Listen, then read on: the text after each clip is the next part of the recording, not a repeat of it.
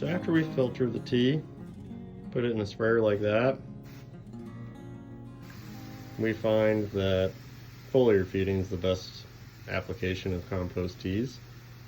You get the most benefit right away. This is a lemon tree we've neglected and we're now reviving with our compost tea. Haven't really done anything with it since summertime. This is the second one, and all of a sudden we have bud sites, flowers, whereas the plant was pretty much dormant for the last 6 months. So we dropped the ball on compost teas for the houseplants, so now we're catching back up. This cool little cactus started sprouting flowers.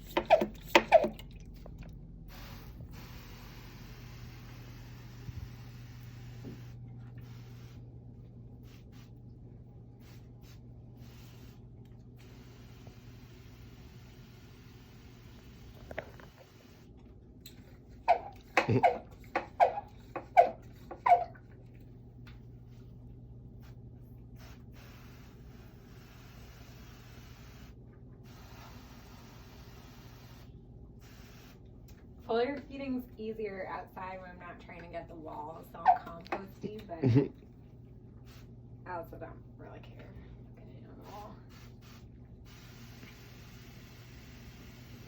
And we're giving it at full strength. We don't dilute our compost teas at all. You can if you want to spread it further, but we kind of stopped seeing a benefit below 25% compost tea. So if you really want to stretch it, I recommend not dropping below 25%. And if you can swing it, give full strength every chance you can.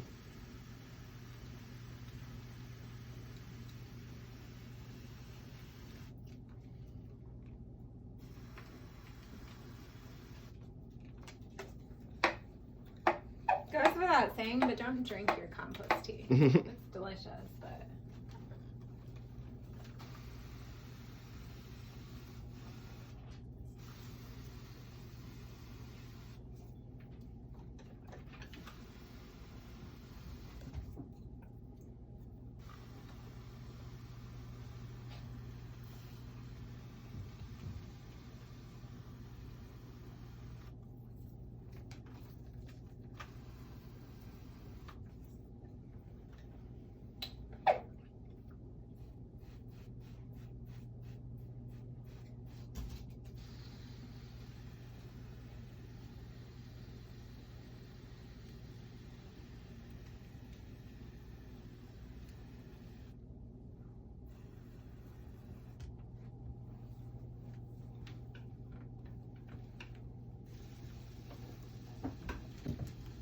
so some of the stuff we just can't really foliar feed as much, and I just put it, really foliar feed, just still spray it, water it with the compost tea. It still has a crazy good benefit.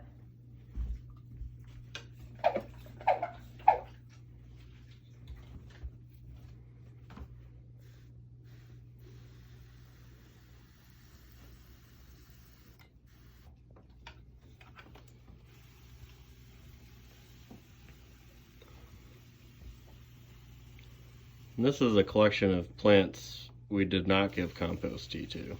You can still use your dead plants in a cool, constructive way.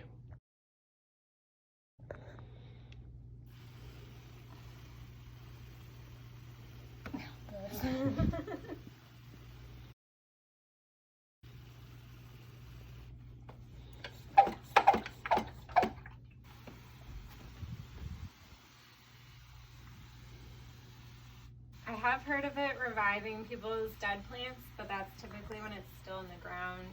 It doesn't do anything for cut plants.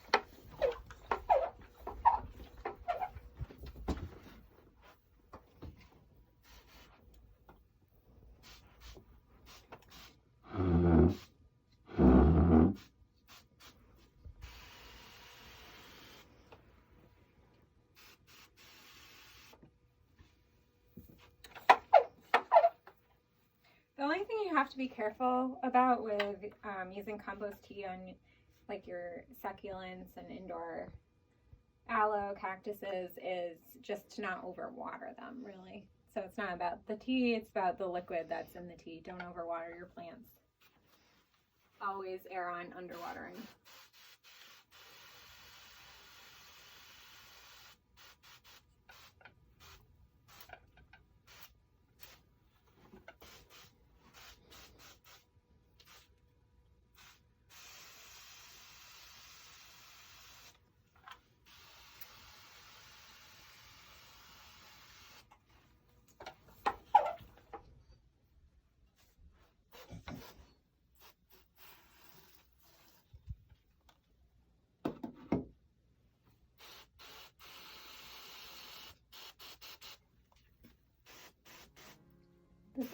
These blooms have been in the orchid for just about a year, I think.